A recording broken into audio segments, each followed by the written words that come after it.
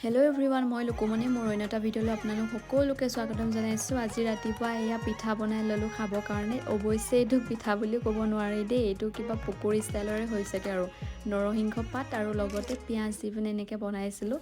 এনেকৈ খাই খুবেই ভাল লাগে। এতিয়া ভাইটি আৰু মই দুয়োটাই বহি লৈছোঁ খাবৰ কাৰণে। তাক সুধি আছোঁ কেনেকুৱা হৈছে খাবলৈ কচোন বুলি।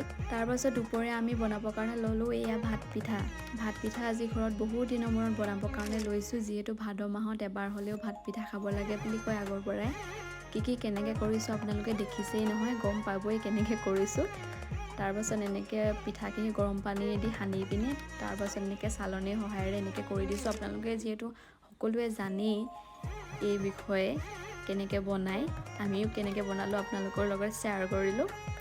তাৰপাছত এনেকৈ ডাঙৰ কলপাত এখন কাটি আনি এনেকৈ মেলি দিছোঁ পিঠাখিনি ঠাণ্ডা হ'বৰ কাৰণে। তাৰপাছত আবেলিলৈ ওলাই আহিলোঁ অলপ ঘৰৰ ওচৰতে। এতিয়া যিহেতু কঁহুৱা ফুলাৰ ছিজন, এনেকৈ কঁহুৱাবোৰ ৰাস্তাত দেখি ভাল লাগে নহয় জানো। আজি যদি মোৰ ভিডিঅ'টো চাই ভাল লাগে ফ'ল' কৰি দিব দেই সকলোৱে।